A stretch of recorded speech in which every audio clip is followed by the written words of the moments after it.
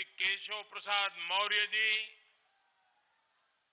केंद्रीय मंत्रिमंडल के मेरे सहयोगी श्री संजीव बालियान जी, वीके सिंह जी, मंत्री श्री दिनेश खटीक जी, उपेंद्र त्रिपाठी जी, श्री कपिल देव अग्रवाल जी, संसद में मेरे साथी श्रीमान सतपाल सिंह जी, राजेंद्र अग्रवाल जी, विजय सिंह जी तोमर, श्रीमती कांता कर्णब जी, विधायक भाई सोमेंद्र तोमर जी, संगीत सोम जी,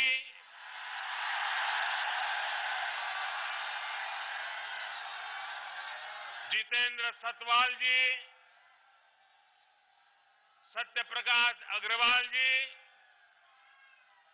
मेरठ जिला परिषद अध्यक्ष गौरव चौधरी जी, मुजफ्फरनगर जिला परिषद अध्यक्ष वीरपाल जी, अन्य सभी जनप्रतिनिधिगण और मेरठ मुजफ्फरनगर दूर दूर से आए मेरे प्यारे भाइयों और बहनों, आप सभी को 2022 की बहुत बहुत शुभकामनाएं।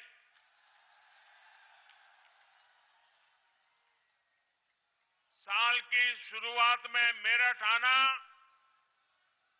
अपने आप में मेरे लिए बहुत अहम है।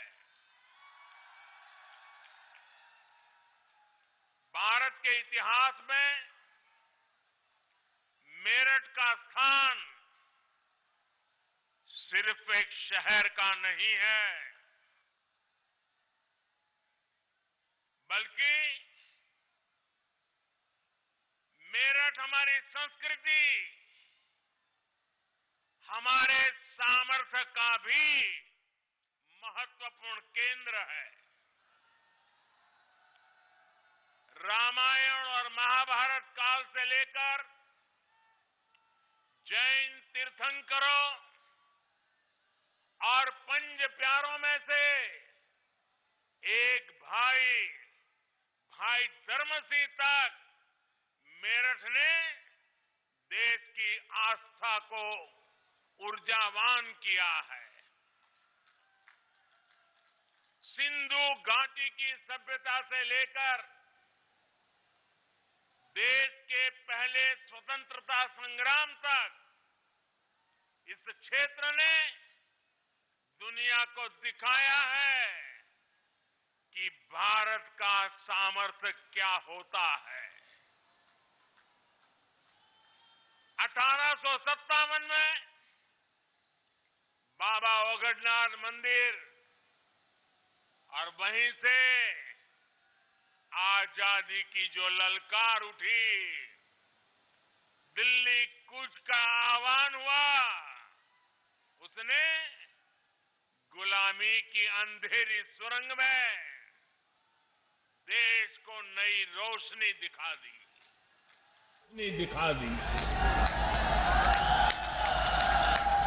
क्रांति की इसी प्रेरणा से आगे बढ़ते हुए हम आजाद हुए और आज गर्व से अपनी आजादी का अमृत महोत्सव मना रहे हैं। मेरा सौभाग्य है कि यहां आने से पहले मुझे बाबा ओगडनाथ मंदिर जाने का अवसर मिला। मैं अमर जवान ज्योति भी गया,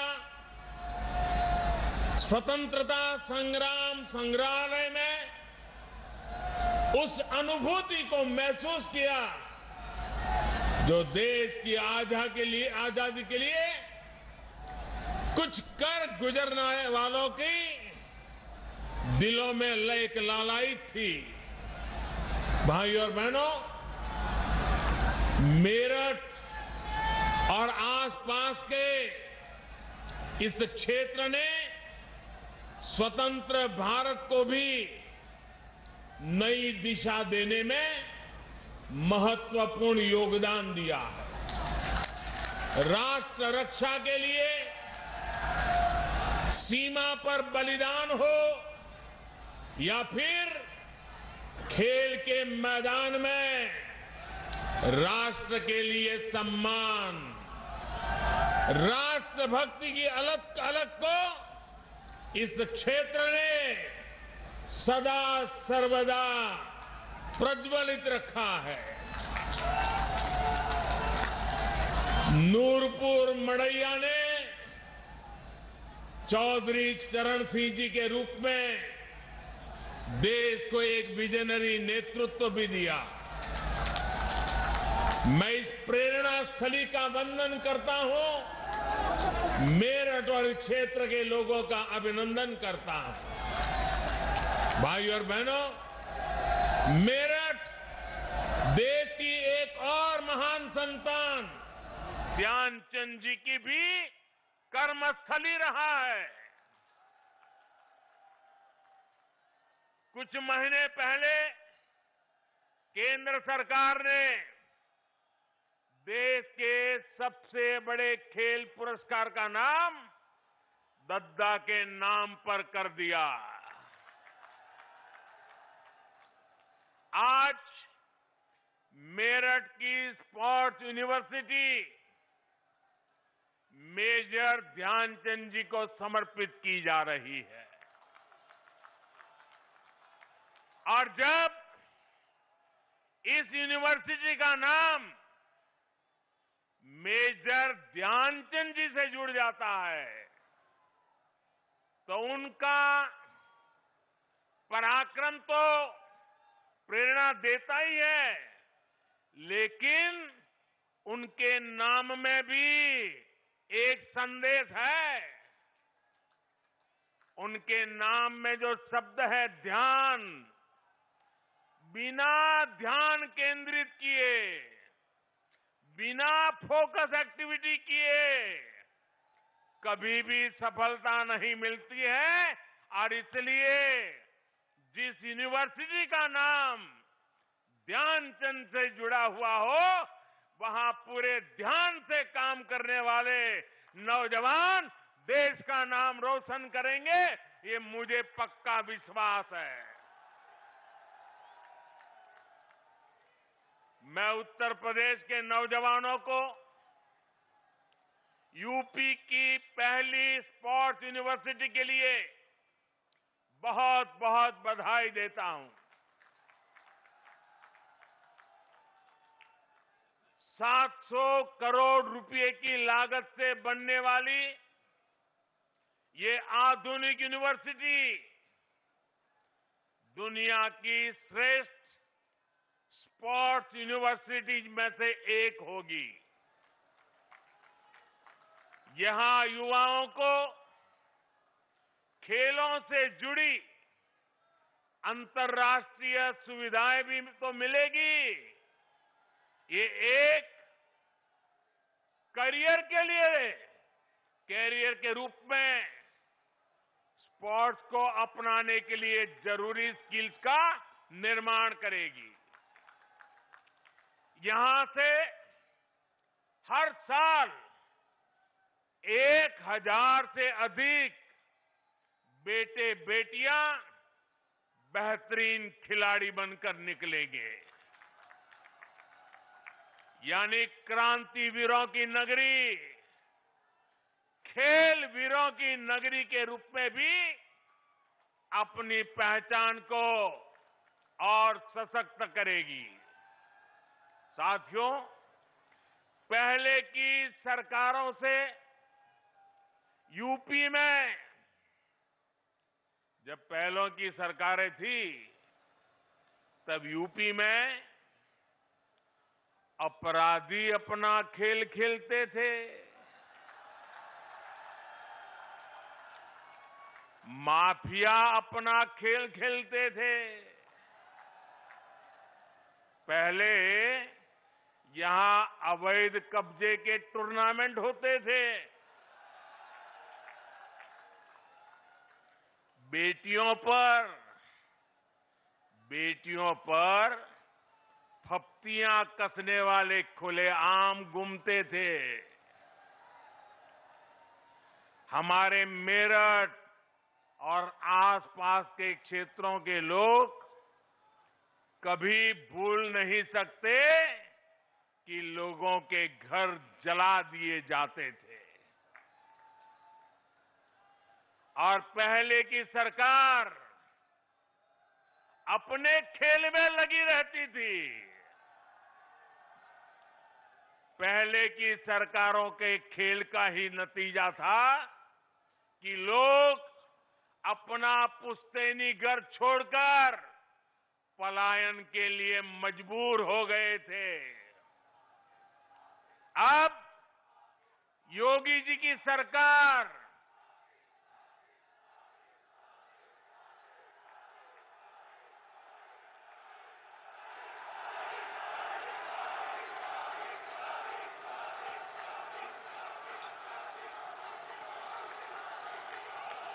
पहले क्या क्या खेल खेले जाते थे, अब योगी जी की सरकार ऐसे अपराधियों के साथ जेल जेल खेल रही है।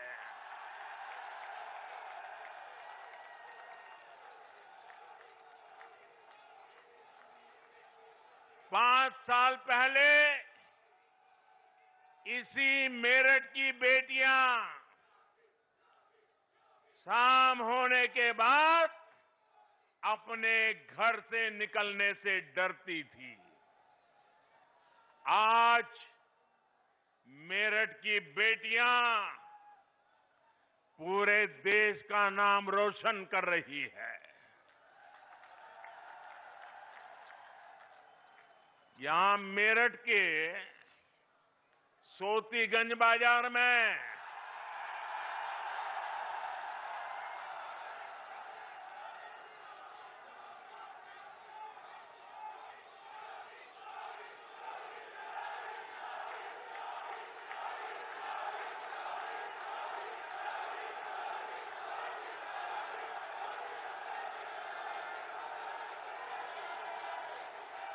साथियों, ये सोतीगंज बाजार में गाड़ियों के साथ होने वाले खेल का भी अब द एंड हो रहा है।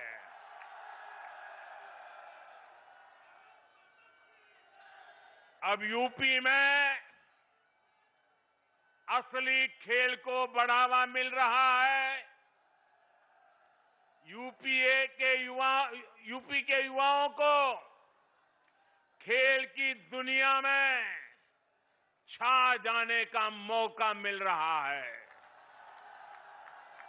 साथियों, हमारे यहां कहा जाता है, महाजनों येन गताः स पंथाः, अर्थात जिस पथ पर महान जन, महान विभूतियां चले, वही हमारा पथ है।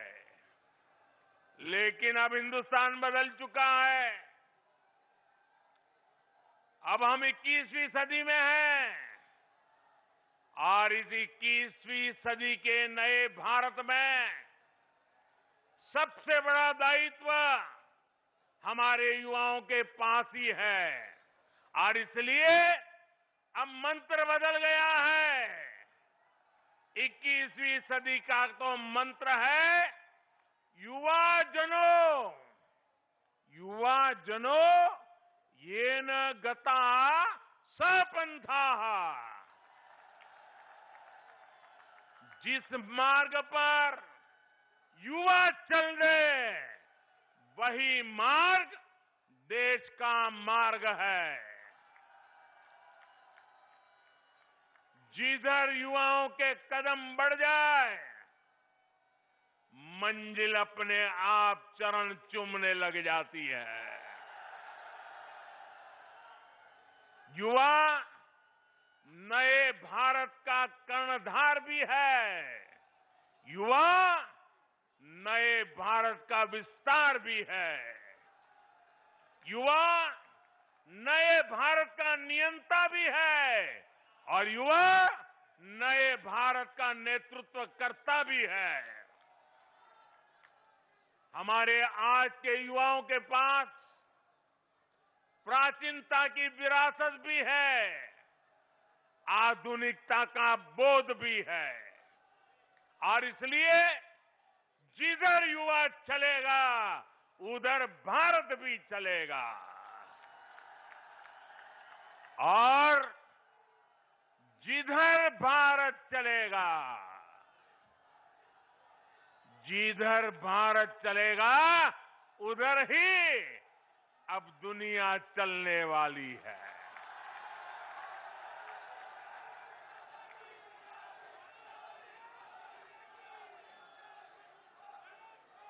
आज हम देखें तो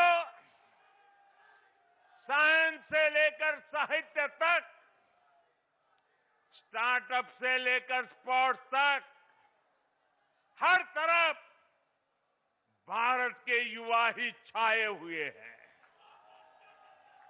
भाइयों और बहनों, खेल की दुनिया में आने वाले हमारे युवा पहले भी सामर्थ्यवान थे। उनकी मेहनत में पहले भी कोई कमी नहीं थी।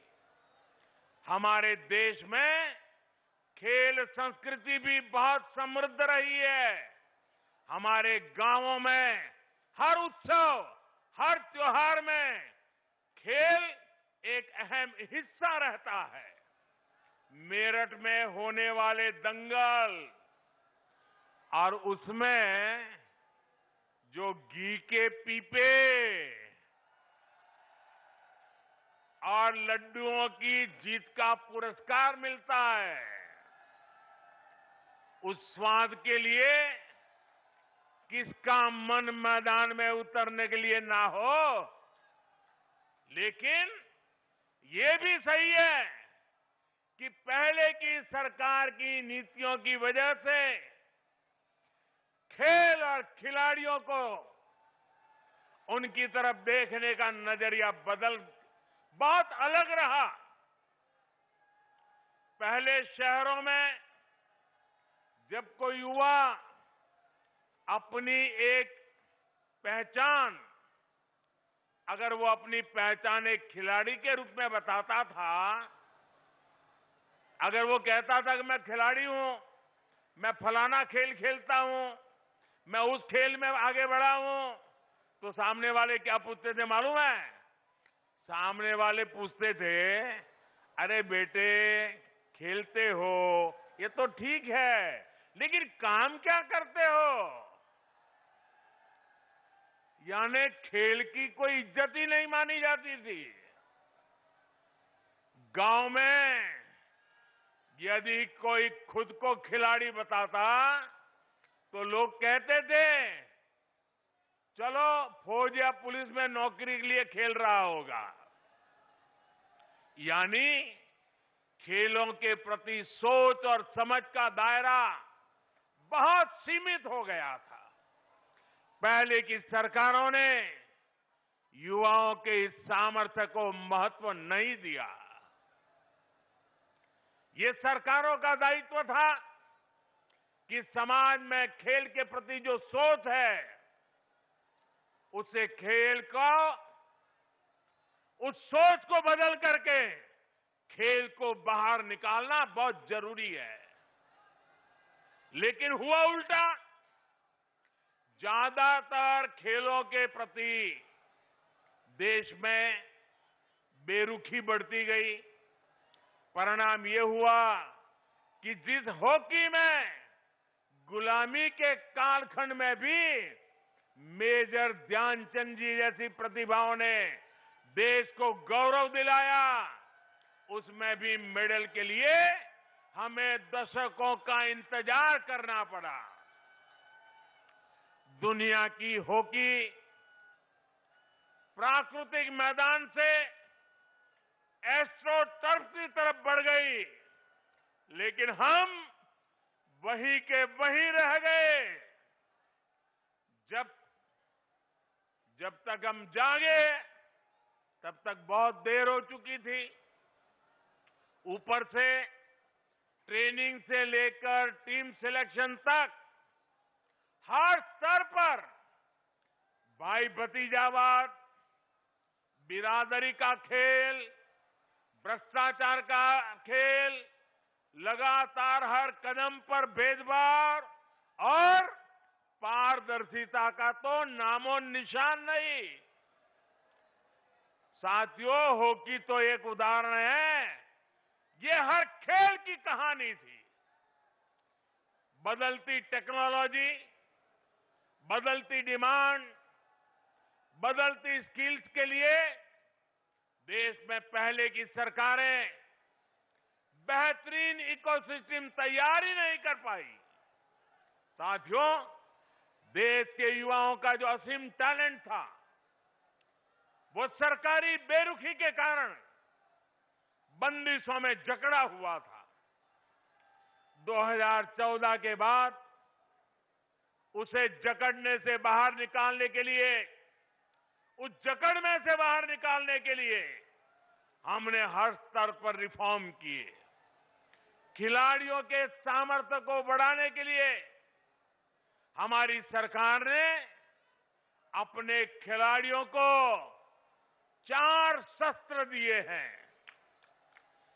खिलाड़ियों को चाहिए संसाधन, खिलाड़ियों को चाहिए ट्रेनिंग की आधुनिक सुविधा, खिलाड़ियों को चाहिए अंतर्राष्ट्रीय एक्सपोजर, खिलाड़ियों को चाहिए चयन में पारदर्शिता। हमारी सरकार ने बीते वर्षों में भारत के खिलाड़ियों को ये 4 शस्त्र जरूर मिले, इसे सर्वोच्च प्राथमिकता दी है। हमने स्पोर्ट्स को युवाओं की फिटनेस और युवाओं के रोजगार, स्वरोजगार, उनकी कैरियर से जोड़ा है।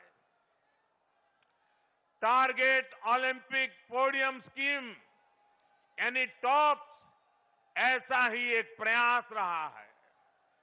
आज सरकार देश के शीर्ष खिलाड़ियों को उनके खाने पीने, फिटनेस से लेकर ट्रेनिंग तक लाखों करोड़ों रुपयों की मदद दे रही है। खेलो इंडिया अभियान के माध्यम से आज बहुत कम उम्र में ही देश के कोने कोने में टैलेंट की पहचान की जा रही है। ऐसे खिलाड़ियों को इंटरनेशनल लेवल का एथलीट बनाने के लिए उनकी हर संभव मदद की जा रही है।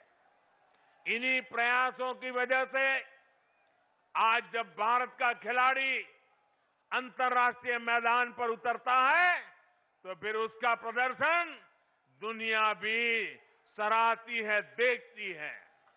पिछले साल हमने ओलंपिक में देखा, हमने पैरालंपिक में देखा, जो इतिहास में पहले कभी नहीं हुआ, वो पिछले ओलंपिक में मेरे देश के वीर बेटे बेटियों ने करके दिखाया। मेडल की ऐसी जड़ी लगा दी कि पूरा देश कह उठा, एक स्वर से देश में बोल उठा, खेल के मैदान में भारत का उदय हो गया है।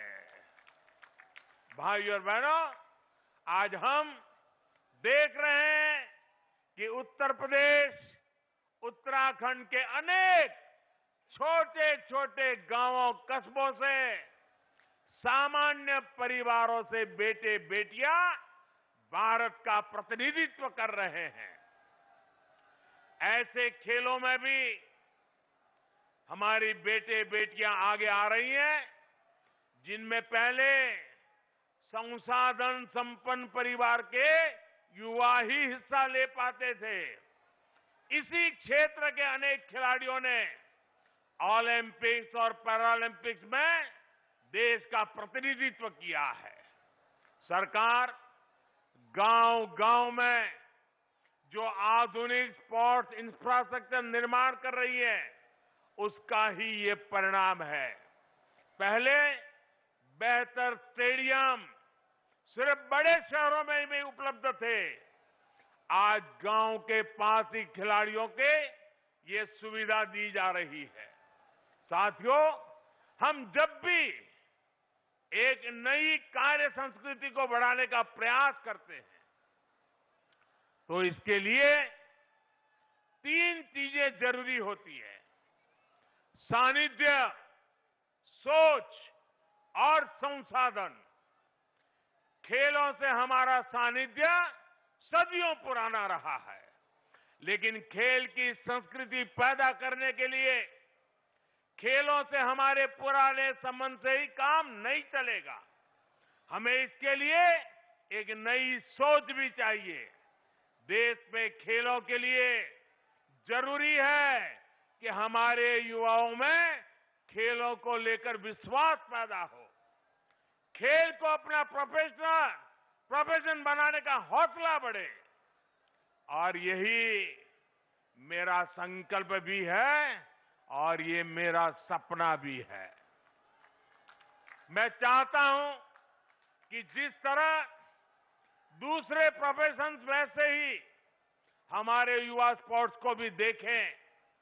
हमें ये भी समझना होगा कि जो कोई स्पोर्ट्स में जाएगा वो वर्ल्ड नंबर 1 बनेगा, ये जरूरी नहीं है। अरे देश में जब स्पोर्ट्स इकोसिस्टम तैयार होता है तो स्पोर्ट्स मैनेजमेंट से लेकर स्पोर्ट्स राइटिंग और स्पोर्ट्स साइकोलॉजी तक स्पोर्ट्स से जुड़ी कितनी ही संभावनाएं खड़ी हो जाती है। धीरे धीरे समाज में ये विश्वास पैदा होता है कि युवाओं को स्पोर्ट्स की तरफ जाना एक सही निर्णय है। इस तरह का इकोसिस्टम तैयार करने के लिए जरूरत होती है संसाधनों की। जब हम जरूरी संसाधन, जरूरी इंफ्रास्ट्रक्चर विकसित कर लेते हैं तो खेल की संस्कृति मजबूत होने लगती है। अगर खेलों के लिए जरूरी संसाधन होंगे तो देश में खेलों की संस्कृति भी आकार लेगी, विस्तार लेगी। इसलिए आज इस तरह की स्पोर्ट्स यूनिवर्सिटी इतनी ही जरूरी है। ये स्पोर्ट्स यूनिवर्सिटी खेल की संस्कृति के पुष्पित पल्लवित होने के लिए एक नर्सरी की तरह काम करती है। इसलिए ही आजादी के 7 दशक बाद 2018 में पहली नेशनल स्पोर्ट्स यूनिवर्सिटी हमारी सरकार ने मणिपुर में स्थापित की। बीते 7 सालों में देश भर में स्पोर्ट्स एजुकेशन और स्किल्स से जुड़े अनेकों संस्थानों का उनको आधुनिक बनाया गया है। और अब आज मेजर ध्यानचंद स्पोर्ट्स यूनिवर्सिटी स्पोर्ट्स में हायर एजुकेशन का एक और श्रेष्ठ संस्थान देश को मिला है। साथियों, खेल की दुनिया से जुड़ी एक और बात हमें याद रखनी है और मेरठ के लोग तो इसे अच्छी तरह जानते हैं। खेल से जुड़ी सर्विस और सामान का वैश्विक बाजार लाखों करोड़ रुपए का है। यहां मेरठ से ही अभी 100 से अधिक देशों को स्पोर्ट्स का सामान निर्यात होता है। मेरठ लोकल के लिए वोकल तो है ही, लोकल को ग्लोबल भी बना रहा है।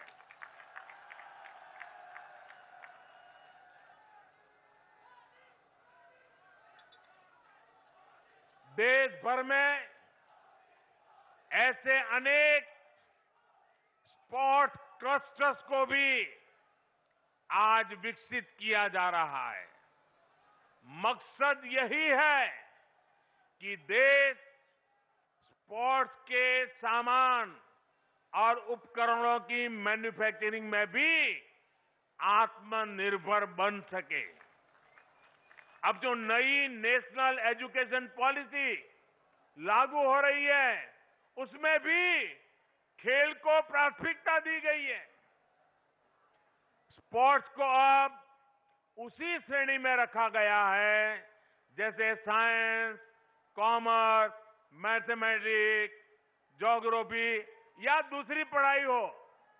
पहले खेल को एक्स्ट्रा एक्टिविटी माना जाता था, लेकिन अब स्पोर्ट्स स्कूल में बाकायदा एक विषय होगा।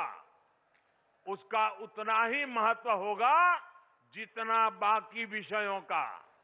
साथियों, यूपी के युवाओं में तो इतनी प्रतिभा है, हमारे यूपी के युवान इतने प्रतिभावान है कि आसमान भी छोटा पड़ जाए।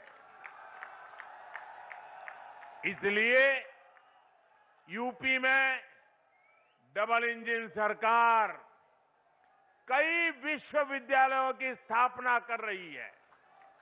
गोरखपुर में महायोगी गुरु गोरखनाथ आयुष यूनिवर्सिटी, प्रयागराज में डॉक्टर राजेंद्र प्रसाद विधि विश्वविद्यालय, लखनऊ में state institute of forensic sciences, Aligarh में राजा महेंद्र प्रताप सिंह राज्य विश्वविद्यालय, सहारनपुर में मां शाकंभरी विश्वविद्यालय और यहां मेरठ में मेजर ध्यानचंद स्पोर्ट्स यूनिवर्सिटी।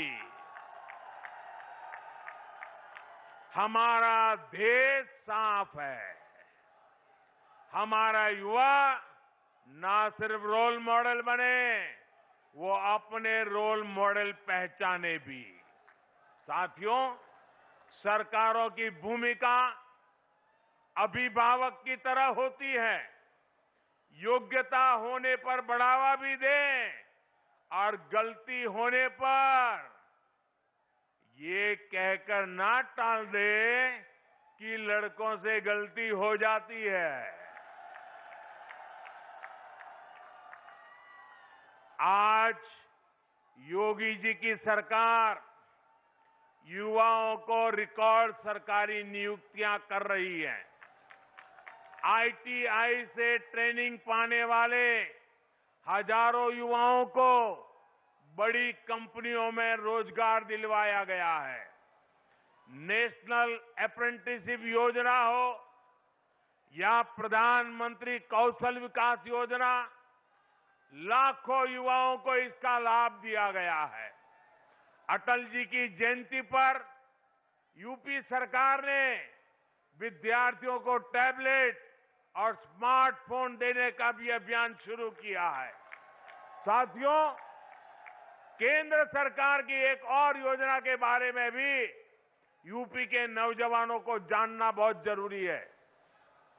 ये योजना है स्वामित्व योजना।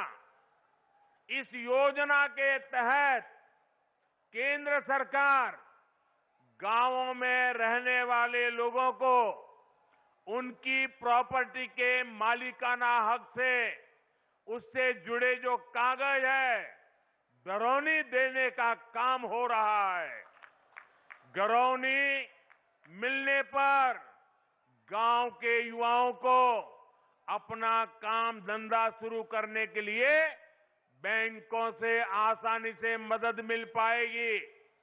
ये घरौनी गरीब, दलित, वंचित, पीड़ित, पिछड़े सभी समाज के हर वर्ग को अपने घर पर अवैध कब्जे की चिंता से भी मुक्ति दिलाएगी। मुझे खुशी है कि स्वामित्व योजना को योगी जी की सरकार बहुत तेजी से आगे बढ़ा रही है। यूपी के 75 जिलों में 23 लाख से अधिक गरौनी दी जा चुकी है। चुनाव के बाद योगी जी की सरकार इसी अभियान को और तेज करेगी। भाइयों और बहनों, इस क्षेत्र के ज्यादातर युवा ग्रामीण इलाकों में रहते हैं। ग्रामीण अर्थव्यवस्था को मजबूत बनाने के लिए हमारी सरकार निरंतर काम कर रही है। प्रधानमंत्री किसान सम्मान निधि के माध्यम से कल ही यूपी के लाखों किसानों के बैंक खातों में करोड़ों रुपए ट्रांसफर किए गए हैं। इसका बहुत बड़ा लाभ इस क्षेत्र के छोटे किसानों को भी हो रहा है। साथियों, जो पहले सत्ता में थे, उन्होंने आपको गन्ने का मूल्य किस्तों में तरसा तरसा कर दिया। योगी जी की सरकार में जितना गन्ना किसानों को भुगतान किया गया है, उतना पिछली दोनों सरकारों के दौरान किसानों को नहीं मिला था। पहले की सरकारों में चीनी मिले कोड़ियों के भाव बेची जाती थी। मुझसे ज्यादा आप जानते हैं। जानते हैं कि नहीं जानते हैं?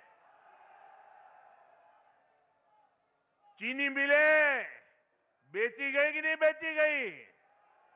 भ्रष्टाचार हुआ कि नहीं हुआ? योगी जी की सरकार में मिलें बंद नहीं होती, यहां तो मिलों का विस्तार होता है, नई मिलें खोली जाती है। अब यूपी गन्ने से बनने वाले इथेनॉल के उत्पादन में भी तेजी से आगे बढ़ रहा है। बीते 4.5 साल में लगभग 12,000 करोड़ रुपए का इथेनॉल यूपी से खरीदा गया है। 12,000 करोड़ रुपए का इथेनॉल। सरकार कृषि इंफ्रास्ट्रक्चर और फूड प्रोसेसिंग ऐसे उद्योगों को भी तेजी से विस्तार दे रही है। आज ग्रामीण इंफ्रास्ट्रक्चर पर, भंडारण की व्यवस्था बनाने पर, कोल्ड स्टोरेज पर 1 लाख करोड़ रुपए खर्च किए जा रहे हैं। भाइयों बहनों, डबल इंजन की सरकार युवाओं के सामर्थ्य के साथ ही इस क्षेत्र के सामर्थ्य को भी बढ़ाने के लिए काम कर रही है। मेरठ का रेवड़ी गजक, हैंडलूम, ब्रास बैंड, आभूषण, ऐसे कारोबार यहां की शान है। मेरठ मुजफ्फरनगर में छोटे और लघु उद्योगों का और विस्तार हो, यहां बड़े उद्योगों का मजबूत आधार बने, यहां के कृषि उत्पादों, यहां की उपज को नए बाजार मिले, इसके लिए भी आज अनेक विध प्रयास किए जा रहे हैं। इसलिए इस क्षेत्र को देश का सबसे आधुनिक और सबसे कनेक्टेड रीजन बनाने के लिए काम हो रहा है। दिल्ली मेरठ एक्सप्रेसवे की वजह से दिल्ली अब 1 घंटे की दूरी पर रह गई है। अभी कुछ दिन पहले ही जो गंगा एक्सप्रेसवे का काम शुरू हुआ है, वो भी मेरठ से ही शुरू होगा। ये मेरठ की कनेक्टिविटी यूपी के दूसरे शहरों से और संबंधों को, व्यवहार को आसान बनाने में काम करेगी। देश का पहला regional rapid rail transit system भी मेरठ को राजधानी से जोड़ रहा है। मेरठ देश का पहला ऐसा शहर होगा जहां मेट्रो और हाई स्पीड रैपिड रेल एक साथ दौड़ेगी। मेरठ का आईटी पार्क जो पहले की सरकार की सिर्फ घोषणा बनकर रह गया था, उसका भी लोकार्पण हो चुका है। साथियों, यही double benefit, double speed, double engine की सरकार की पहचान है। इस पहचान को और सशक्त करना है। भाइयों, मेरे मेरठ के और पश्चिमी उत्तर प्रदेश के लोग जानते हैं कि आप उधर हाथ लंबा करोगे तो लखनऊ में योगी जी, और इधर हाथ लंबा करोगे तो दिल्ली में मैं हूं ही आपके लिए।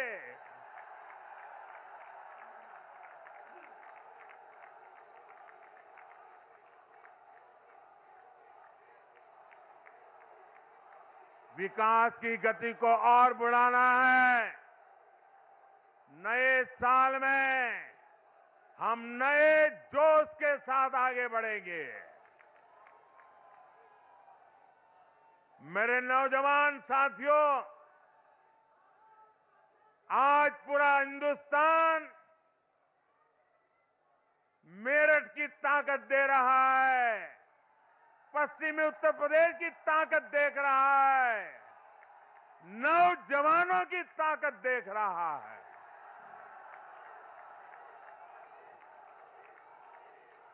ये ताकत देश की ताकत है और इस ताकत को और बढ़ावा देने के लिए एक नए विश्वास के साथ एक बार फिर आपको मेजर ध्यानचंद स्पोर्ट्स यूनिवर्सिटी के लिए बहुत बहुत बधाई।